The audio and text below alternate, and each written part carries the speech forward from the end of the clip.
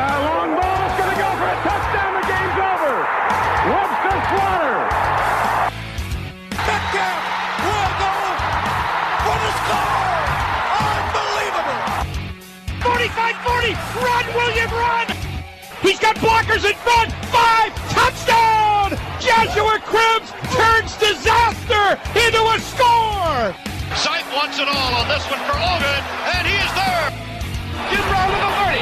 Jim Brown is going to go in for another touchdown. The Cleveland Browns select Baker Mayfield. Wow. It is Baker Mayfield.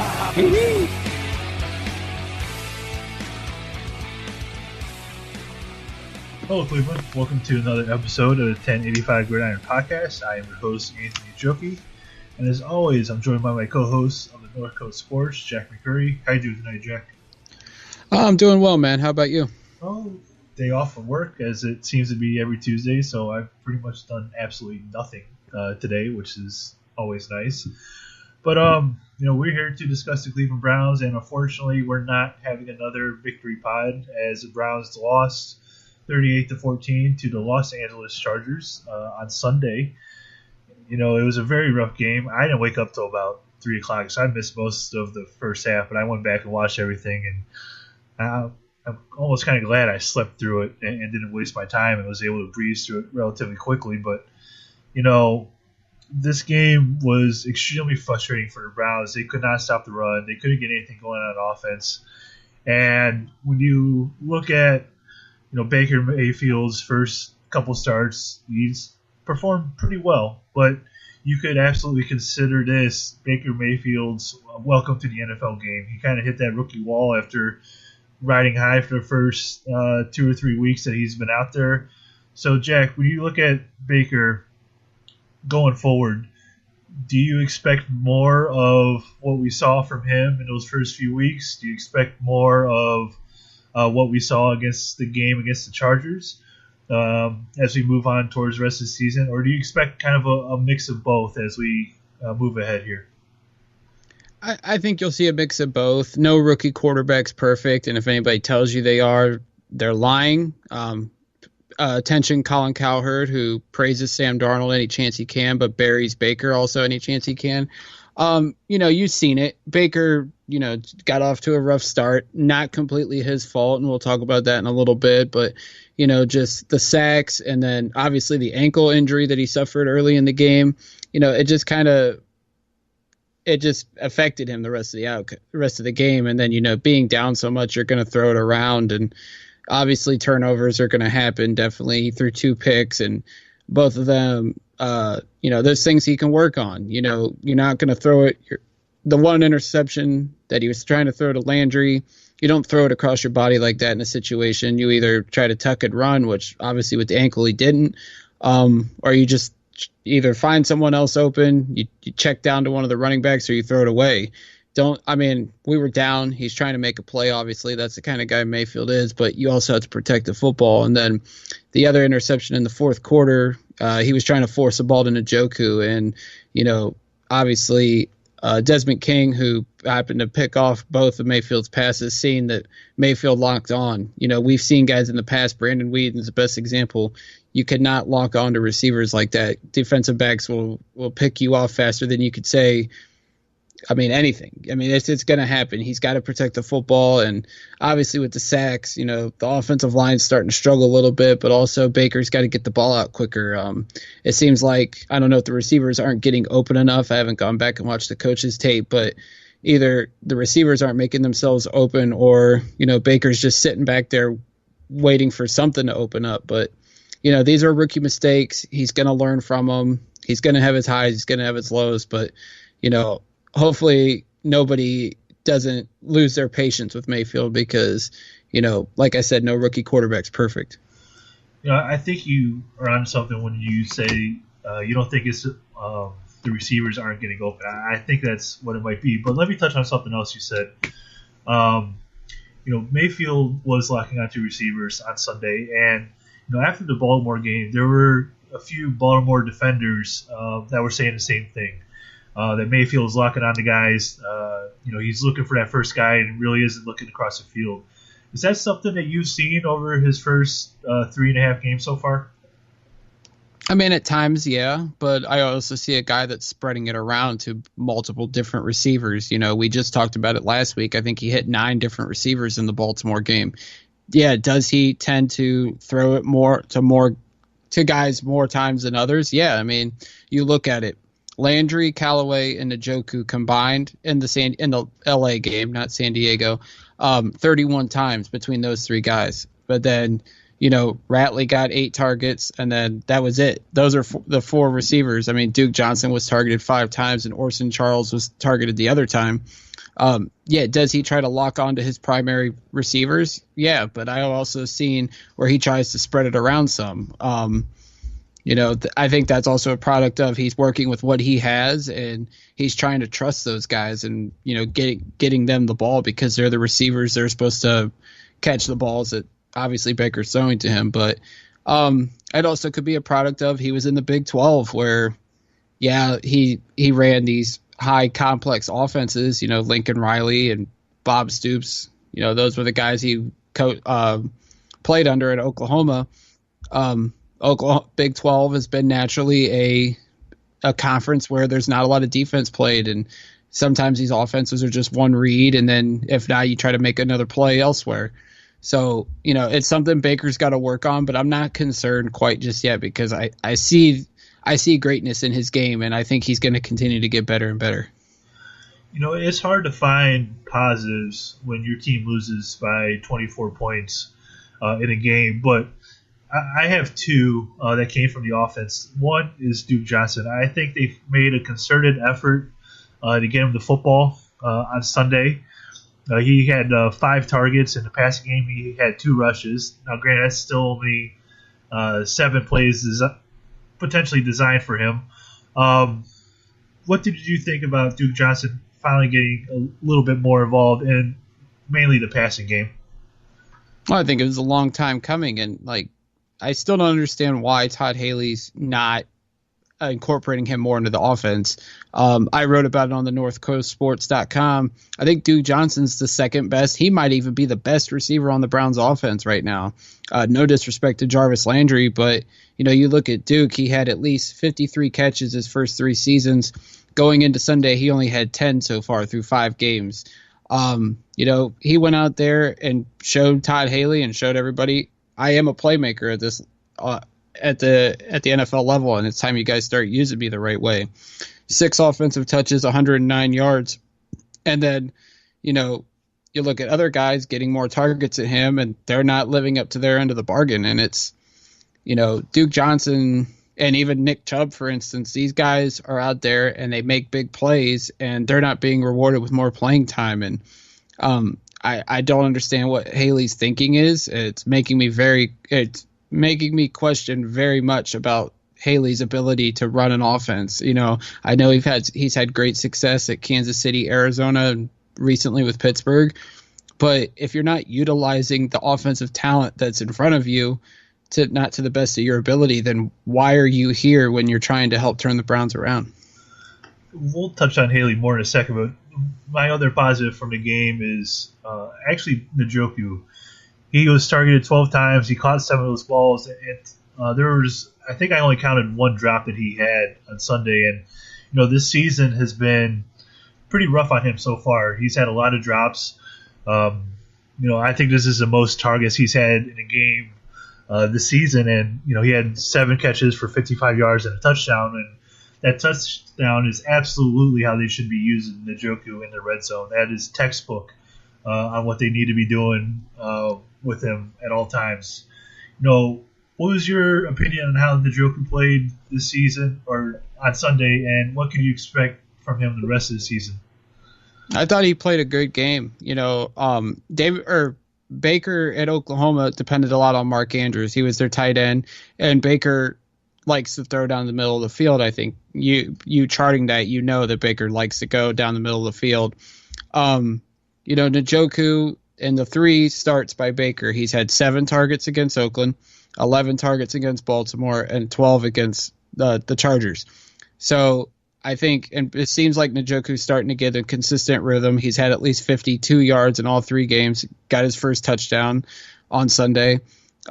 Njoku's a big part of this offense. There's no doubt about it. Not just physically, but, I mean, when the other receivers aren't making a big play, Baker's going to look to David. And, you know, I could see David consistently getting better. You know, he's already closing in on exceeding his numbers from last season already. He had 32 catches for 386 yards last season as a rookie. This year, he's already at 27 catches for 245 yards. So I expect Njoku to be a big part of the offense for the last 10 games of the season.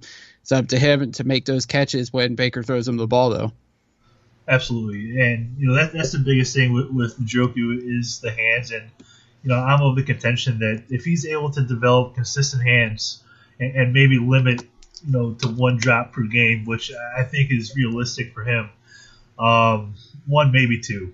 But, you know, he is someone who can be the absolute focal point of this offense. And as you saw in that touchdown throw, he is a red zone threat waiting to happen as long as he can become consistent. And, you know, those plays that they ran, or that play that they ran for him in the end zone, you know, lining him up one-on-one out there, you know, any kind of short yardage play in the end zone, or even, you know, if you have like a 3rd and 1 at you know, around the 50 or wherever around the field.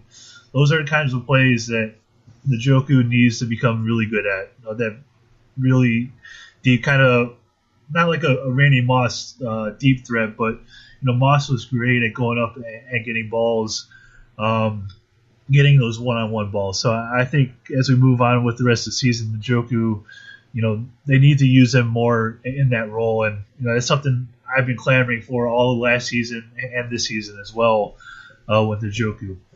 Let's go back to Haley a little bit. You know, you mentioned some of the issues with not utilizing some of the talent. One of my issues is we've seen it countless times this season. You know, you saw before Njoku caught that touchdown, they ran that shovel pass to Duke Johnson on the 1-yard line. I am really sick and tired of Todd Haley running these cutesy little plays on goal line situations or 3rd and 1, 2nd and 1, wherever it may be on the field. Is that something that has bothered you as much as it's bothered me so far? Yeah, definitely. I think, you know, when you get inside the 10-yard line, don't try to get cute, because when you get cute, turnovers are going to happen. If you do that stuff like from the 20 to the 20, that could work because you have a lot more space of real estate on the field to make like a big play. When you do it inside the 10-yard line, or whether you're on your side of the field or you're down towards the red zone trying to get a touchdown, it's really stupid. And we see it in the Oakland game, and we see it again on Sunday. I know that Haley is an offensive guru, and I'm using air quotes, but you can't see that, and neither could our listeners.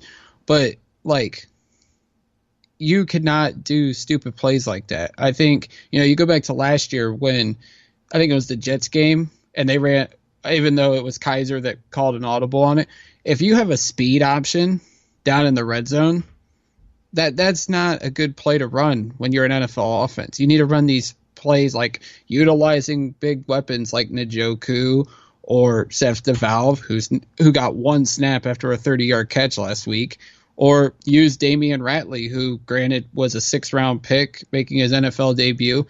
Kid's like 6'3". Throw him up with fade route and see if he can go up and make a play. If he can't, it could be an incomplete pass off his hands or something. But, like, he just tries to make things too difficult, tries to make things too cute, and it ends up where the Browns don't score any points. And I think that's been the biggest thing. In the first quarter of games, if they're moving the ball down the field, they've only scored 6 points in the first quarter all this season. And then when you get all these turnovers that the defense has created for us, and they turn around and don't put any points on the board, hardly any, they might get a field goal out of it, but like I don't think there's been too many touchdowns off of turnovers. That's not what an offensive guru is supposed to do. The offensive guru is supposed to put the team in a situation where they can score touchdowns and then capitalize on it by scoring touchdowns. And I don't think Haley's done that this year. I don't know if he's trying to undermine Hugh Jackson and try to put the blame on him, but Haley needs to get over that and focus on making the Browns in a better situation to where we're winning football games. Absolutely. And, you mentioned the touchdowns after turnovers. I think we only have 2. One against the Steelers after the Peppers fumble recovery, and I think the one against the Jets when Denzel Ward shipped the receiver and returned it to like the 2-yard line. And both of those were, I think, Carlos Hyde runs that guy in the end zone at that point. Talking about the running backs, I think another point of contention with Todd Haley is the lack of Nick Chubb. Now, I don't know if it's Todd Haley. I don't know if it's Hugh Jackson. I don't know if it's Nick Chubb not being ready.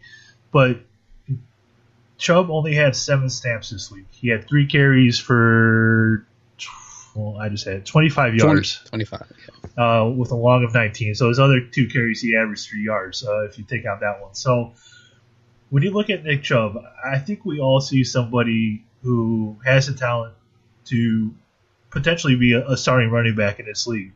Is this just a case of he's a rookie and isn't learning everything or hasn't learned everything that he needs to be out there consistently? Or is he being held back for some reason that we don't know of? I think it might be a mixture of both. I think obviously, rookies when they come into the NFL, they're not polished. There's always the rare occurrence where a guy comes in day one and just lights up the league. We've seen it a few times over the last couple of years. And I mean, you look at his teammate in Georgia, Sony Michel. He got eased in because of injury, but you look at him now, he's the lead back for the New England Patriots, and he's had at least, I think, 90 yards in the last 3 games. I think Chubb can definitely do that. He's obviously not getting the opportunity. I know that, there's the speculation out there about his pass blocking. If you've seen some of the tape that our buddy Jake Burns has put up on Twitter in the last couple of days, you've seen that Carlos Hyde is no saint back there when it comes to pass protection. Obviously the Browns are working with that. They don't have a fullback currently, although they did work out Dimitri Flowers on Monday. And, Dan Vitale's gone from the team. The offensive line's been an issue. But, this is a situation where, and it looks like the team's developing young talent. We'll get to that later on in the show as well. Why not put Chubb out there, give him the ball, because you could see when he does get the ball, he makes plays. But if he has to go back there and pass protect, it's a good learning experience. He can go back there, learn from things, and then watch film and try to work on it. And that's what the coaches are for as well. You have Freddie Kitchens, and you have, maybe Bob Wiley can help teach him some techniques as well, blocking techniques as well. But, this is a situation where if the team is not willing to contend, then you put the young guys out there and let them develop and let them take their licks, and so that they can better themselves from the mistakes they've made on the field. Is this a case to you of they're playing Carlos Hyde because they're in a win-now mode versus being in a player development mode and playing Nick Chubb? I mean, you would think it's that, but if they were in a win-now mode, I mean, I think other guys would be playing. I think they wouldn't be bringing these guys in for workouts, which we'll talk about later in the show, and letting them walk. I mean, this team has, I think, over $50 million in cap space. If they were a win now, then I think they would be making moves to prove to everybody that they're a win now team. But part of me also thinks, and we'll add on to this more at the end of the show, I think that they're still in player development mode. And if they're in player development mode, why are you giving your carries to Carlos Hyde? And no disrespect to Hyde, I think he's still in the top 10 in rushing in the National Football League, but he's averaging less than 4 yards per carry. Yeah, he's gotten in the end zone plenty this year, but I mean, why continue to give Chubb the most carries? Granted, he's not even getting the most snaps at running back. Duke Johnson is. But if you got a guy like Carlos or Nick Chubb on the sidelines and he's not being used, why did you draft him so high in the draft to let him sit on the bench most of the game? Let's move on to the defense, which struggled mightily against the run on Sunday against the Los Angeles Chargers. They ended up giving up 246 yards on the ground. They could not stop the toss sweep play one bit. And Melvin Gordon just completely ate him up. Phillip Rivers only threw the ball 20 times. He only completed 11 passes, and that's all they needed to beat the Browns. Like I said, they ran the ball for 246 yards. So when you're looking at this defense, where was the major fault in this defense on Sunday against the Chargers? I think it was started up front, definitely. I think the secondary did okay. They gave up those 2 big plays to Tyrell Williams. And you take those away, and Phillip Rivers only threw for 114 yards and 1 touchdown. Yeah, he gave up like that 1 play, and I think they ran the same exact play both times. And Phillip Rivers killed him with a 44-yard pass and then a 45-yard touchdown pass to Tyrell Williams, which, Demarius Randall was there, and he was on the ball too, but obviously the tie goes to the receiver. But, the biggest fault was up front. You look... This run defense has taken a big step backwards from a year ago where they were, I think, top 10, top 5 in the league in run defense.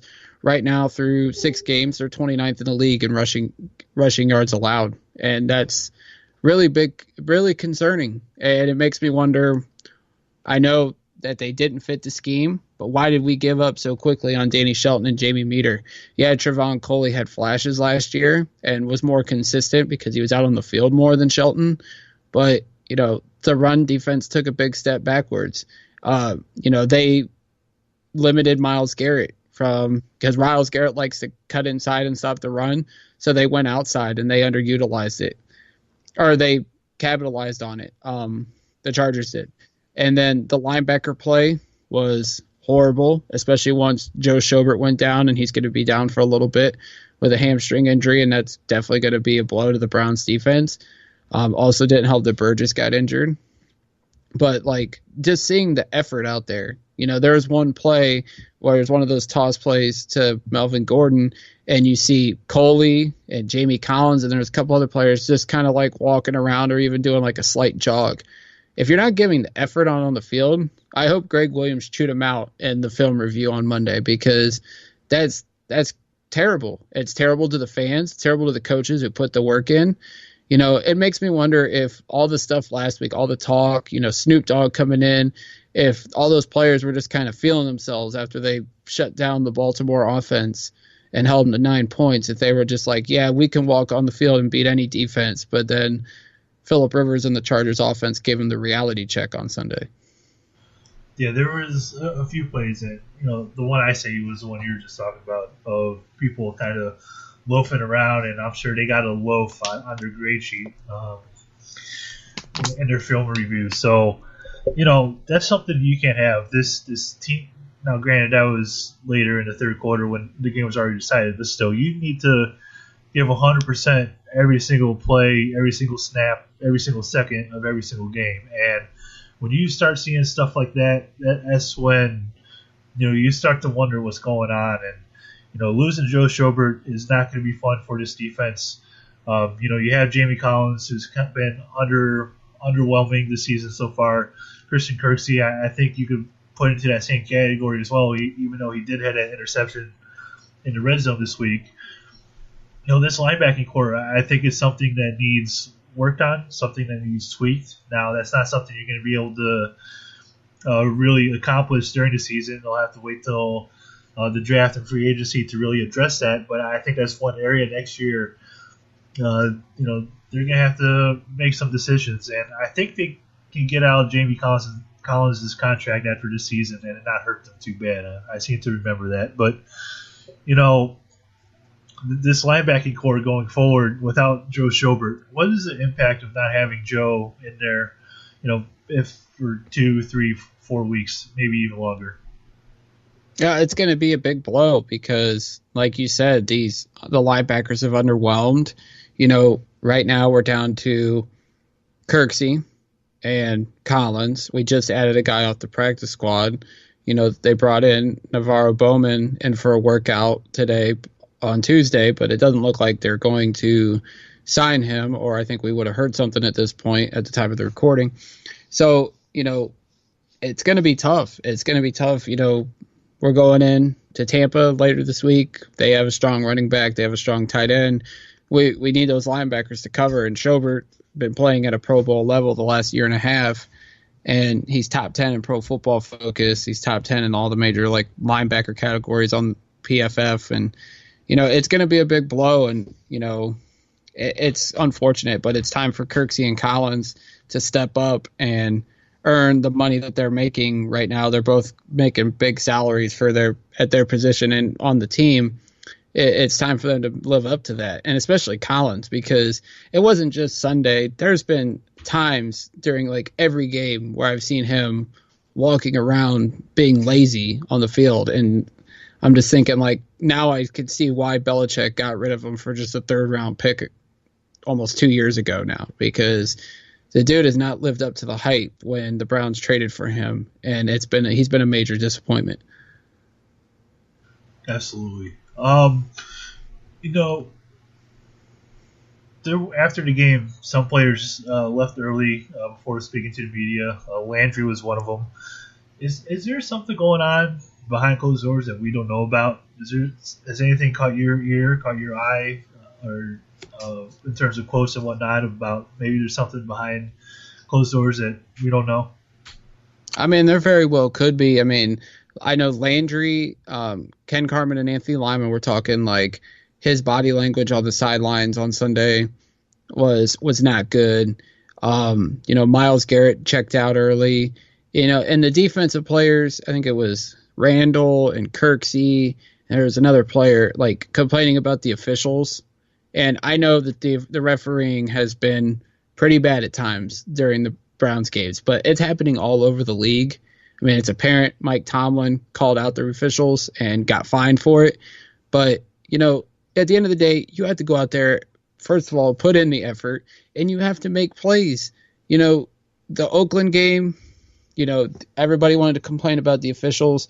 The defense gave up 38 points. One of those touchdowns was a pick six by Mayfield. This week, they gave up 38 points. I mean, you can complain about the officials all you want, but at the end of the day, you have to check yourself at the door and know that you're just as much at fault for whatever's going on that football field for why you gave up 38 points. And I don't know if they're now starting to lose faith or hope or confidence that Hugh Jackson's the right coach, but don't quit.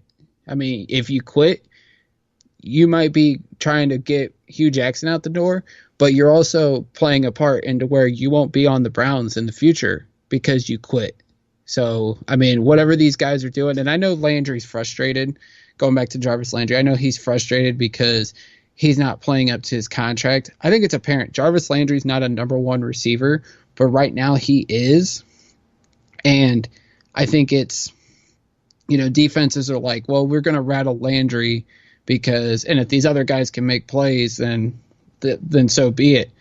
But, Landry, put up the big talk in training camp when he stood up in front of the wide receiver room and gave that big rah-rah speech.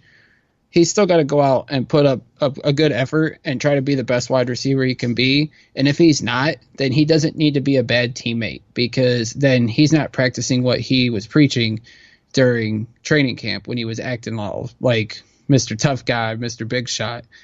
And, the whole team just needs to get themselves back on track. And hopefully Sunday was a reality check for that whole team and they could come back and play better starting this week against Tampa. But if they do stuff like that, this season's going to go downhill really quick. I have 2 points with some things that you said. One, with the officials. The Browns, this has been going on all season. We've seen it in every single game so far. What the Browns have to do is they need to put themselves in a position to win the football game and take the officials out of the equation. If you take the officials out of the equation and dominate your opponent to where, one or two calls, if they don't go your way, won't affect you, then they're doing their jobs. Second, with Landry, I think with Jarvis, he has such a high expectation for himself, and it's something that I love about him. That he expects to make every single catch and every single ball that's thrown his way, and I think he had 10 or 11 targets this week from Baker Mayfield, and he only caught 2 of them.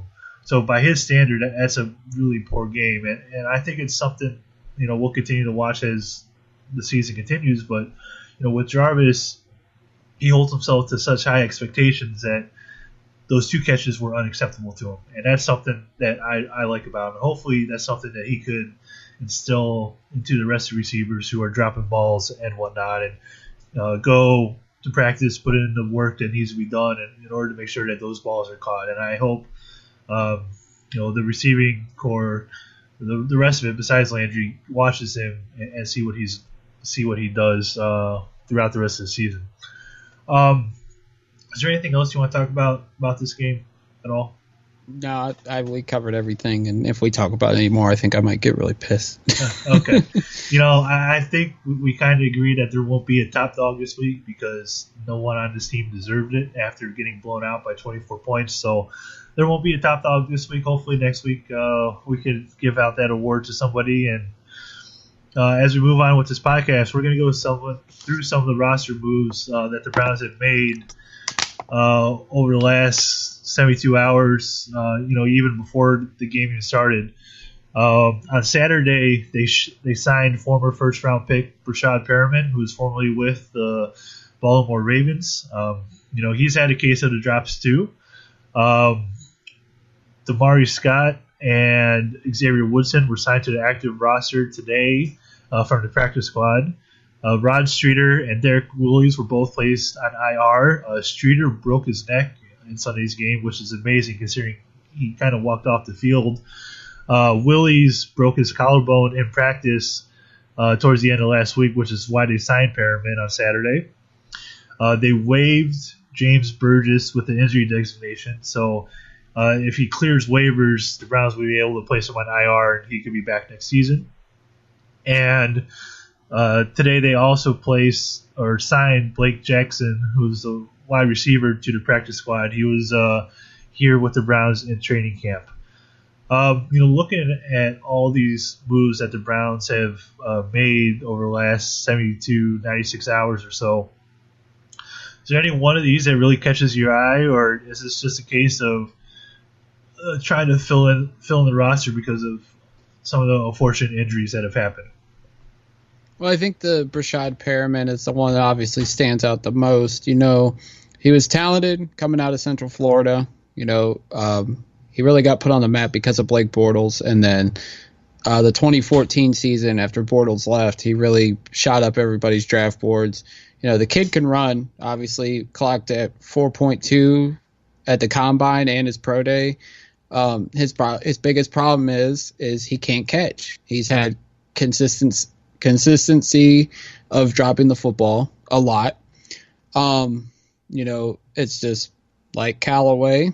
I mean, he's got the talent there. He's obviously had some injury problems too, but he can't catch the ball, and it's making me wonder why the Browns haven't forked out money to guys that have been in the building to play wide receiver who know they can catch, and said just taking flyers on guys that can't catch the football. But give Perriman a shot. Obviously, the talent's there. Maybe Adam Henry, the wide receiver coach, can work with him.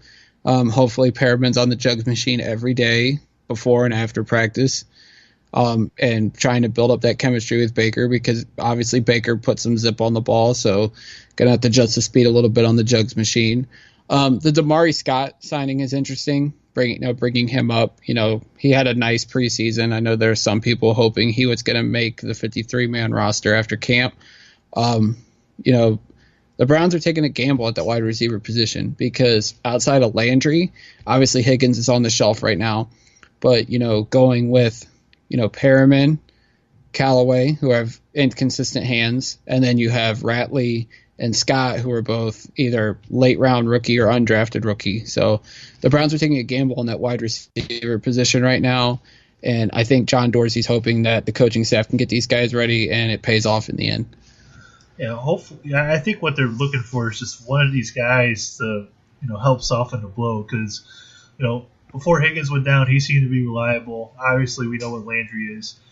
Callaway's been really inconsistent. I think they're looking for, at least just one more guy to get in there and soften the blow to, receiving core that's really lost a lot over the last couple of weeks.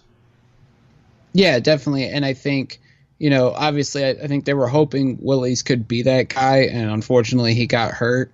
And then obviously Streeter, just he played one snap, and that was on special teams, and it was just a freak accident. Like you said, it was amazing he was able to walk off, but unfortunately he broke his neck, and hopefully he has a good recovery. Hopefully he has another chance to play in the NFL again. I know he's been around for a few years, so this might be the end of the road. I hope it's not, because Streeter has shown at times, whether he was in Oakland or in San Francisco, that he can play wide receiver at this level. So hopefully he gets that opportunity to play again. Speaking of wide receivers, there have been numerous trade talks or even bringing in Dez. There have been Amari Cooper talks over the last couple of days. There's been the Odell talks. But Cooper and Odell are on other teams. But the guys that they can sign, Dez Bryant, they brought in Jonathan Hankins, they brought in Rashad Breeland. Today they brought in Navarro Bowman at linebacker to work them out. But none of these guys have signed with the team at all.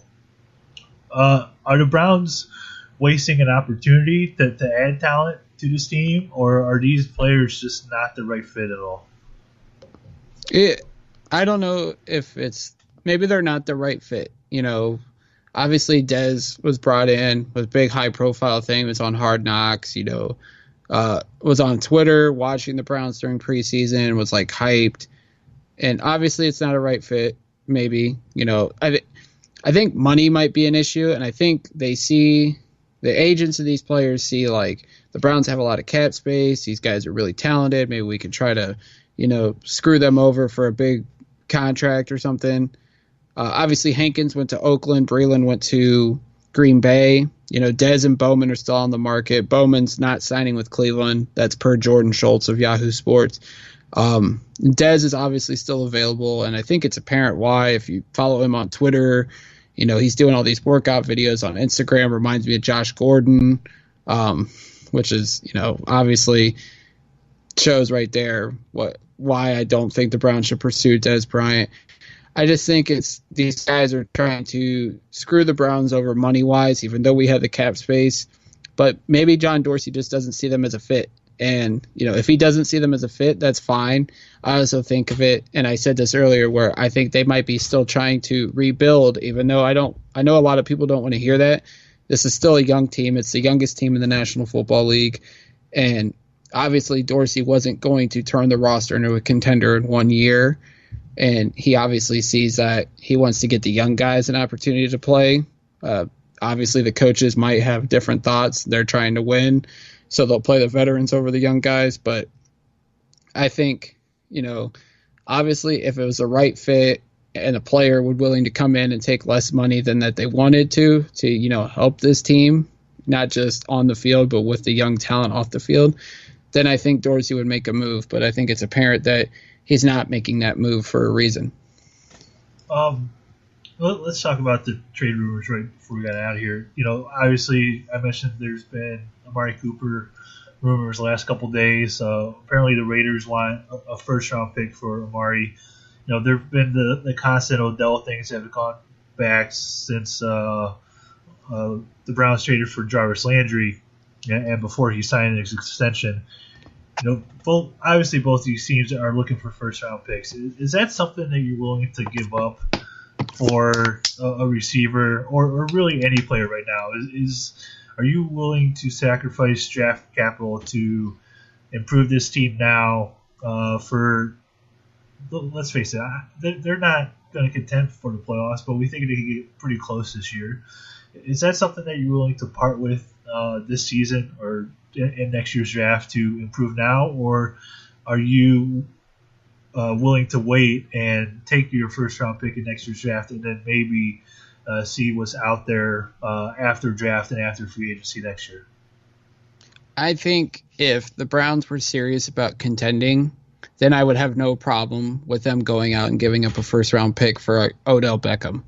I was kind of open to the idea of Amari Cooper until I seen the statistic that had him with a high catch percentage or high drop percentage, and the only other guys to be that high with 100 targets was Braylon Edwards in 07 and 08. Now, granted, 07 was a spectacular year by Braylon, and then Greg Little's rookie season in 2011. And I kind of stepped back and was like, I think Amari Cooper's talented, but I don't want to deal with the drops. We already have guys on the roster that drop the ball enough. If we gave up a high pick for Cooper, and then knowing that he's due $13 million next year, I think around that number, and then obviously if you're giving up a high pick, you would probably look to re-sign him long term. I would rather keep my draft assets and not make a move for Cooper. Now, if Beckham was available just because he signed long term, I probably would debate it a little bit, but then give up the talent or the pick for Beckham, even though he's kind of a head case, and I think it's apparent what's going on in New York right now, even when the owner's telling him to make more headlines on the field than off the field. But I would have no problem, probably sacrificing a top draft pick for Beckham just because he's one of the best receivers in the game, and he would take the pressure off of guys like Landry and Callaway and give Baker another solid target to work with. Yeah, I'm kind of with you. The only way I'm giving up a first-round pick is when the Browns are ready to compete for a Super Bowl. Not just the playoffs, but for a Super Bowl. Because at that point, you're going to be so far down in the first round that it's much like giving up a second-rounder at that point. So, I'm not ready to give out first-round picks for players yet. Maybe next year, maybe the year after that. But the Browns aren't in a position to, just to throw away first-round picks for guys who might help you win an extra game this year or might help you win an extra game next year. I want those players, when they come in, to be the deciding factor of if they're hoisting the Lombardi Trophy or not. Obviously, they're not ready to do that yet, so I'm not willing to part with any kind of first-round pick yet. Is there anything else you want to discuss before we get out of here? No, sir. All right. Go ahead and give your plugs for everything. You can check out my website, thenorthcoastsports.com, for all the latest on Cleveland sports. You can follow me on Twitter at jmccurrycle, and check out the North Coast Sports Cast. Let's say that again, the North Coast Sports Cast. I don't know why there was a pause there, but we will be dropping a new episode this week to preview the upcoming season for the Cavs as their season gets started on Wednesday night against Toronto. Should be an interesting, hopefully fun season for the Wine and Gold, but stay tuned for the North Coast Sportscast. It should be fun. As always, you can follow the show on Twitter and on Facebook at 1085gridiron. You can follow me personally on Twitter at Anthony Joki, Jovi. Be sure to follow Brown's Film Breakdown on Twitter. That's Brown's Film BKN or BDN on Twitter. Jake's going to kill me for getting that wrong. But I've been putting some graphics up over there, helping out with Jake. Today I put up Baker Mayfield's passing chart against the Chargers. So be sure to go check that out. As always, you can find our podcast on pretty much any platform that you can think of, including iTunes, Spotify, Google Play, Stitcher, TuneIn, iHeartRadio. Like I said, pretty much anything. Be sure to subscribe, rate our podcast. We'd absolutely appreciate it. We'll be back later this week to preview the game against the Tampa Bay Buccaneers. And with that, as we get on out of here, I'll leave you with this, as I do at the end of every episode, and that is, Go Browns.